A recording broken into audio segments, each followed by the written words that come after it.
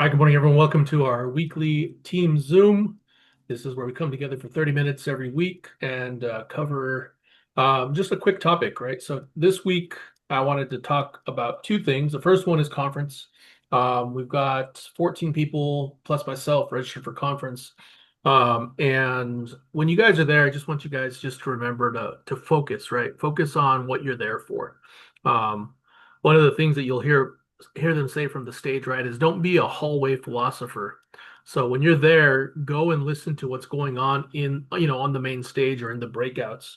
Don't hang out don't hang out in the lobby or the hallways, trying to catch up with someone. You'll have plenty of time for that afterward. Go there to actually digest what's being presented, what's being shown to you. These people are on stage for a reason, right? And it's a great opportunity for you to go and learn and absorb everything that's happening there. So, um, the second thing on conference is make sure you get enough rest, right? That's always a big thing. Um, the general sessions are generally long, and you can come and go as you need to, right? But you don't want to miss a whole lot. So make sure that you guys are taking, plenty of fluids and snacks and those types of things with you into the venue. Make sure that you have something to write on, plenty of pens, plenty of paper, that kind of stuff. I know like the first time that Brenda went, she had was it an electronic tablet or what was that called? A paper or something like that. And I mean, she had something like 14 pages of notes. I remember, yeah, she shared them with the team, and it was just one of those things that, you want to go and you want to take copious notes because there's a lot of information that's given there. And then the last thing is make sure you always have your badge with you. I know that it may sound rudimentary to mention that, but if you in a hotel that's 5, 6, 7, 10 minutes away, right, you don't want to have to walk back to conference and then try and find a seat. Because once the doors do open, I will tell you guys this, it's a mad rush to find the best seat in the house or try to get a group of seats together. So make sure that you're at the events early and just that you're, and the dress for it is going to be business casual. You'll see a lot of people in suits and dresses and whatnot. Don't feel obligated to be in a suit and a dress unless that's how you feel comfortable going. But polo and slacks is perfectly fine. I've showed up in shorts and a t-shirt before, for some of the sessions. So, but go comfortable, enjoy yourself, have a good time. Visit the different carriers as well. So if you're walking around and you see that the different carrier booths are up, or the different departments have a booth up, so whether that's leads or funnel or quality tech or anything like that, make sure you visit them and get your questions answered. And if you haven't already, an email came out yesterday about selecting your check-in time. When you use the check-in time to register, it helps alleviate standing in line for hours, right? Sometimes that line can be up to 2 hours long. If you schedule your registration, it flies, 5 to 10 minutes, sometimes no wait at all. And then if you're going to the women's, what is it called, Brenda? The women's Ripple, the Ripple, yeah, ripple yeah, effect, women's ripple. the Ripple event. Make sure that you register for that as well. Men, you can go to that as well. Don't feel like you can't go because it's labeled a women's event. You can learn a lot from those different events as well. And then if you have your book, take it with you from the speaker. I can't remember his name right off the top of my head. But Brave, right? That was his book. Um, Todd Henry. Go ahead and take your book, and a lot of times the authors will be there. They'll be able to autograph that for you if you have the time for that. So today's topic, main topic, is going to be a 10K challenge. So, and I'm not challenging you guys to write 10K, but what if you had to earn $10,000 this month? What if you were 2 months behind on your mortgage? What if you had a coming up surgery and insurance only covers so much and you have to come up with $10,000 out of pocket? What if you had an emergency where, your vehicle breaks down, it's out of warranty, and the repair is going to run you 7,500, right? And then you still got to rent a car for the time that your vehicle may be out. So what do you do in that? What do you do in those events, right? Being that we are virtual agents, we have the best opportunity when it comes to those different types of things. So what I wanted to cover is, breaking down how we can do that, right? So What would you do differently starting today if you found out that you had to come up with $10,000 before the end of the month? Anyone feel like sharing what you would do differently? Go ahead, Chris. Uh, Honestly, with the numbers that come out from older leads, you know, C, D, E, F, and G leads and stuff like that, find a way to raise whatever money you need and purchase as many, you know, A leads as possible. I mean, that's your best bet. Don't be afraid to ask for help. I mean, Brenda's been there throughout my entire time here. You've been here to bounce questions off of, but I mean, you have a giant agency to run. Brenda's always there to answer my questions, and I'm very appreciative of that. So, I mean, don't be afraid to ask for help and just pay attention to what guys and girls who are performing well do, and it'll steer you in the right direction. Yeah. And guys, that's the crazy thing about what we do, right? Is you can actually earn 10,000. And many of us know exactly how to do it. We just don't act like the pressure is real, right? For whatever reason, we have a safety net, we have, savings, we have another spouse that's bringing in an income. But the reality is all of us can do it. Michael Chilton, who's not on the call currently, right? But he's going to conference. He was the number one new writer in the Kimbrell Master Agency last month with just over $11,000 issue paid business. I mean, that's phenomenal coming in, right? And he came in somewhat late into July, and he was still able to do that, right? So how do you hit $10,000, right? In APV. So the first thing you got to do is you got to reverse engineer it, right? So let's break it down into some real steps, right? And I'll cover what these numbers are in just a little bit, but I want you guys to write these down. How many apps is that? What's the average premium per app, right? How many dials do you have to do? Whether that's by block, by day, by week. How many sits? How many referrals or warm market conversations do you need to make that happen, right? This isn't really a mystery, right? The path is there. It's just about doing the work with intensity, doing it with conviction, doing it with passion, right? All right. Outside of that, what do you guys think you guys need in terms of we'll start with the first one, right? How many apps do you need to get that if we're looking at averages?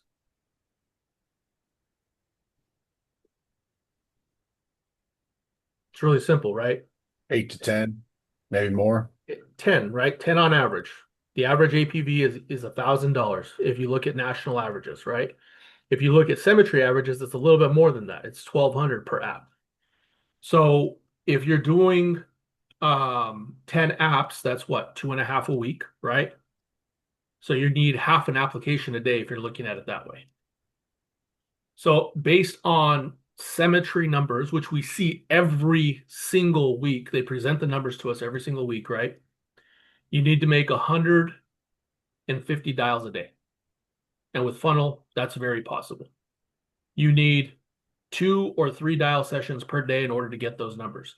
If you do two, or let's say if you do 3 2-hour dial sessions and you knock out 50 in each one, you can knock out your 150 dials in a day. And 50 dials in a 2-hour period is very, very feasible by just picking up the phone. That's it, right? With the dialer on funnel, it's a lot easier to do that. They're showing averages of anywhere from 45 to 60 dials per hour with funnel. So if you're making 150 dials per day, you're going to average about 10 to 15 contacts. So 10 to 15 contacts on 150 dials is going to net you 3 to 5 appointments. And that doesn't seem like a lot, right? 150 dials for 3 to 5 appointments. Man, it's like those metrics seem terrible, but that's the reality of it, right? That's the numbers that we're working with. And when you have 3 to 5 appointments from that one day of dialing, you're going to sit on 1 to 2 of those. And those are just the metrics, right? And I like to be very transparent with what the metrics are. I don't want to tell you that you're going to buy 10 leads, talk to 5 people, and sit on 2 appointments. No, that's not the reality, right? The reality is it takes a massive action, constant correction. So with 1 to 2 sits per day, on average, you're going to make one sale if you're closing at 50%. Okay. So that turns out to be 600 to 750 dials per week, depending on what your time frame looks like, right? And you're looking at 120 to 150 dials per day. So if you're looking at this in a week, you're looking at 10 to 12 appointments set per week. You're sitting or keeping 7 to 8 of those appointments every single week. And your close rate, you need anywhere between a 30 and 40%. So that'll land you between 2 to 3 apps per week at that rate, which is going to be about $2,500 to $3,000 APV, right? So we just reverse engineered the numbers. How else do you get those numbers? Well, how many of you guys have had quotes that you put together for people and you haven't followed up with them? We all have them, right? Someone you may have talked to, someone at church, someone at the grocery store, someone from an old job, even a lead where that you may have just lost contact with them, whatever went cold, and you've got some of these CQFs and you've got options put together maybe from 3 months ago. It might be time to reach out to them and say, hey, just following back up, haven't heard from you a while, haven't seen if this is something that you're still interested in. And then the other thing is to do, obviously warm market and then ask for referrals. If you have a really good relationship with someone, with a client, let's say you talked to someone, you wrote a policy 3 months ago. It never hurts to reach back out to them just to see how things are going. Hey, Betsy, this is Chuck. I just wanted to reach out and see how things were going. I know we put that coverage together about 90 days ago, or about 3 months ago. Part of my job is always looking for other opportunities to help other people. So if you feel like I did a good enough job with you, is there anyone else that you can think of that can use what we did for you as well? And then start to ask them for the referrals, right? And when you ask, just zip it. It may be uncomfortable. That uncomfortable silence is okay. And the first to speak loses, right? So what do I mean by that? So if you ask your client that and you talk first, you're not going to get any referrals out of it. But if you sit there and you just let them think about it and talk and mull it over and they talk first, they're likely going to give you some referrals, right?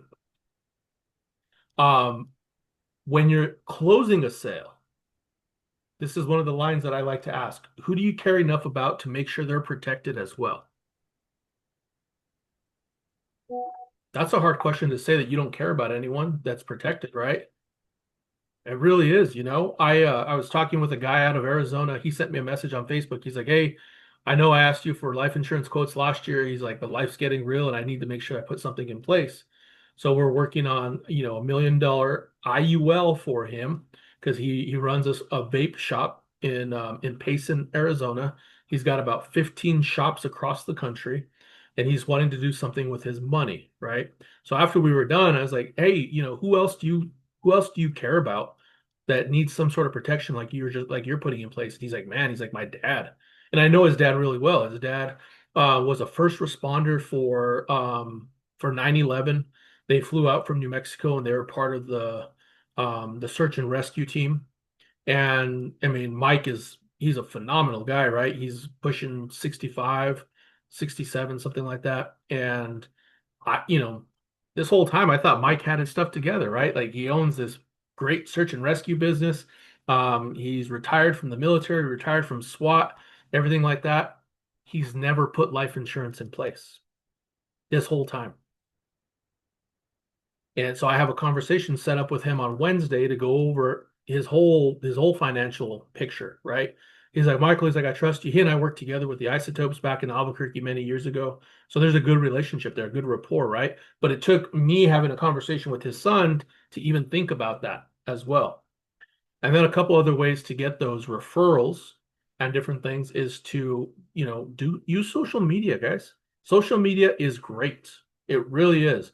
I responded to a friend yesterday that's having a lot of similar issues to what my wife is going through, the nerve ablation, the injections, back pain, stuff like that. And she was asking for some recommendations. So I sent her a message and she was like, "Michael," she's like, "Thank you for that." I referred her to my chiropractor who works with back pain there in Albuquerque.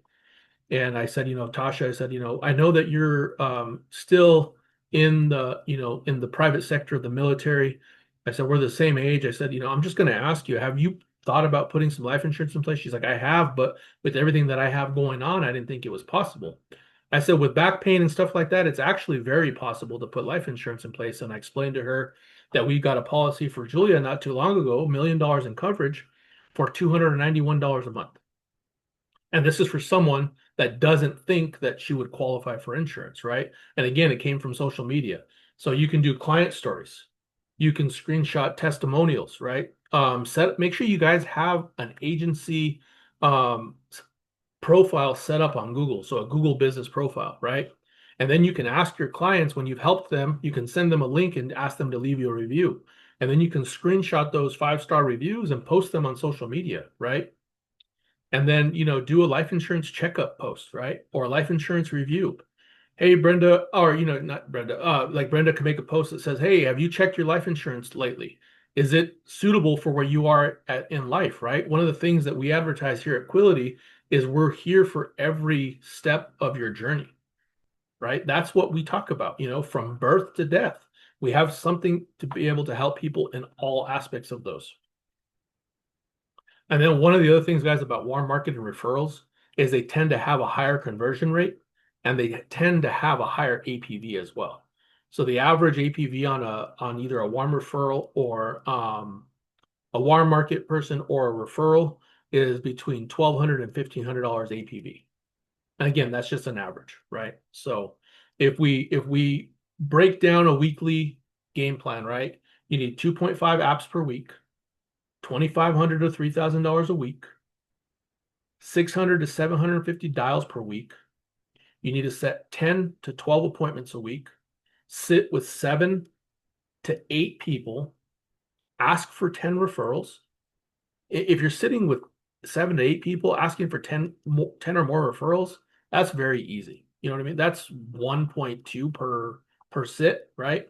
And then having 5 to 10 warm conversations with people.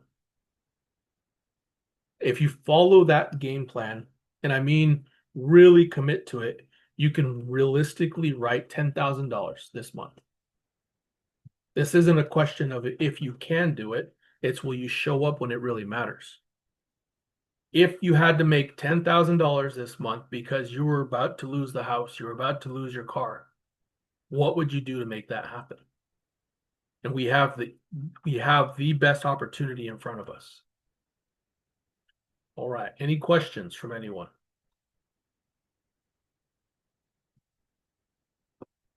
So I know we have a couple people on here that have done it. Brenda, you've written 10,000 in a week. What did it take to set up that kind of a week? Resources, schedule, resources, schedule. That's it, right? But what was the biggest thing that it took? It took you showing up for yourself, right? I remember one time you were getting ready to go like on a cross-country trip, and the week before your schedule was just like jam-packed so you could make enough revenue to be able to take that next 9 to 10 days off. Like, Yep. what was that week like for you? So, and it's funny you mentioned that week too, but one of the ones that I reflect back on personally more so because it's funny and you had commented about too is one of my biggest weeks I had COVID and I was like almost death sick with COVID, but I think that was also a week I hit 10K because I literally couldn't leave the house, right? And so it took every excuse that I normally would given myself.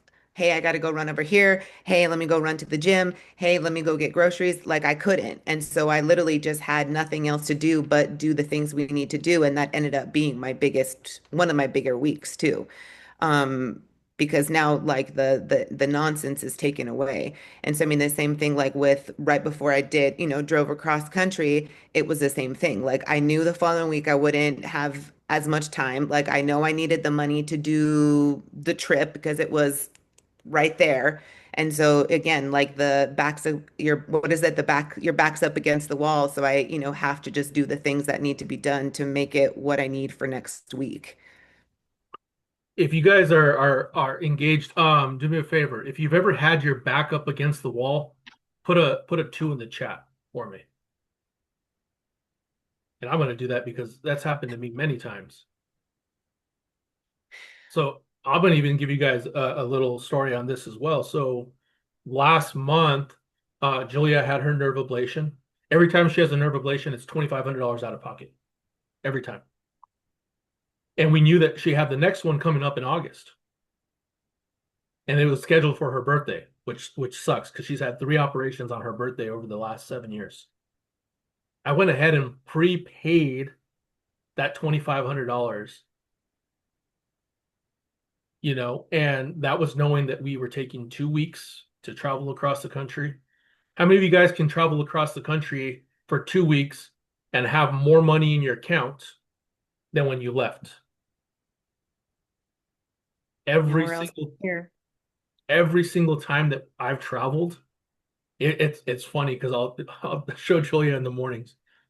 We may have spent $250 and we had $333 deposited. Or we may have spent $50 and had $500 deposited. But it always works out where there's more coming in than is outgoing. And the only way that can happen is in a business like this where you can get paid daily. You can literally get paid daily here. This morning, I had a deposit for $3,500 from something I did 10 months ago.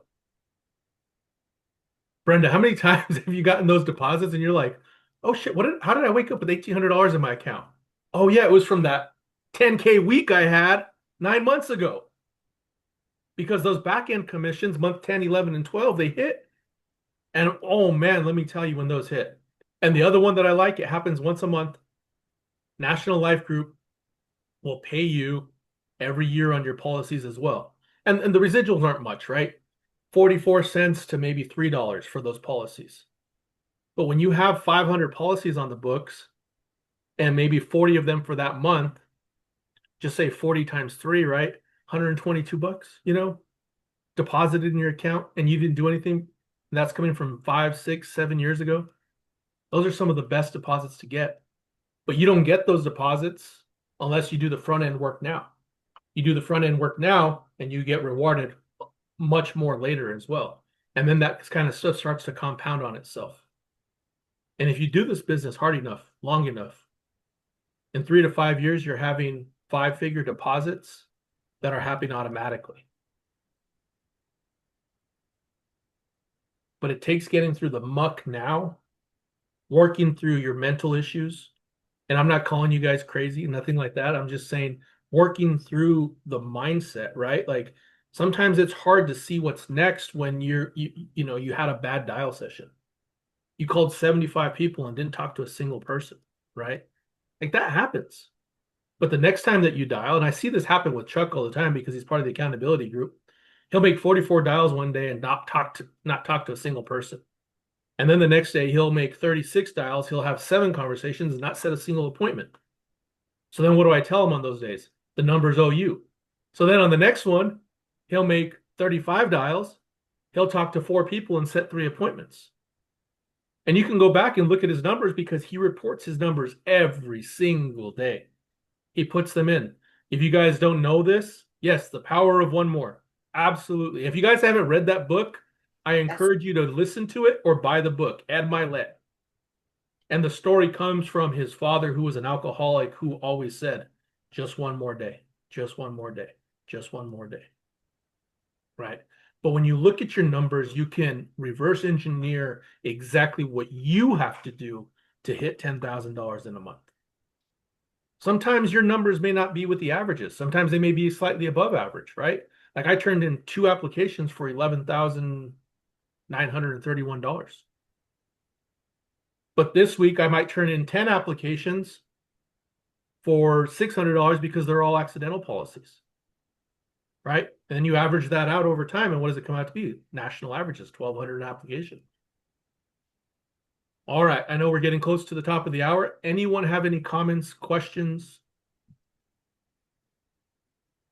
And feel free to ask whatever you guys need to ask. Even if you think it's not appropriate for this type of a call. Because I'll tell you this, there have been many times where I've been on the other end where you guys are, and I'm like, man, I should have asked that question. Because someone else was thinking the same exact thing.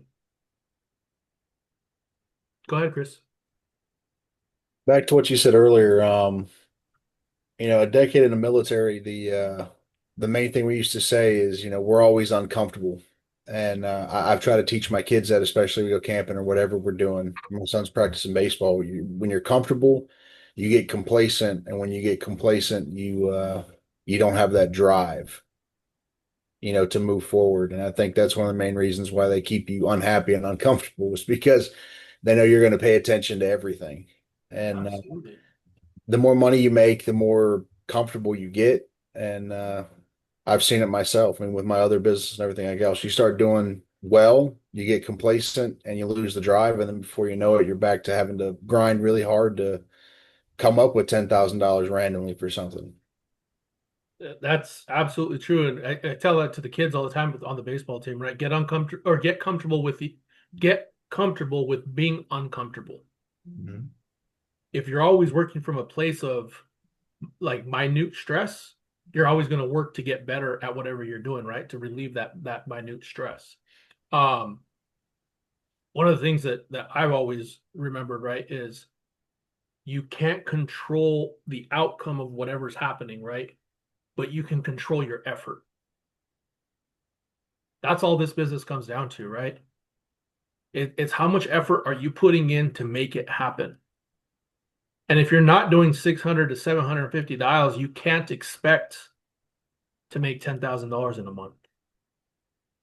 I mean, Brenda, you were just talking about Dylan Crane. Like, how many dials does he do every single day? I mean, it's they're He, absurd.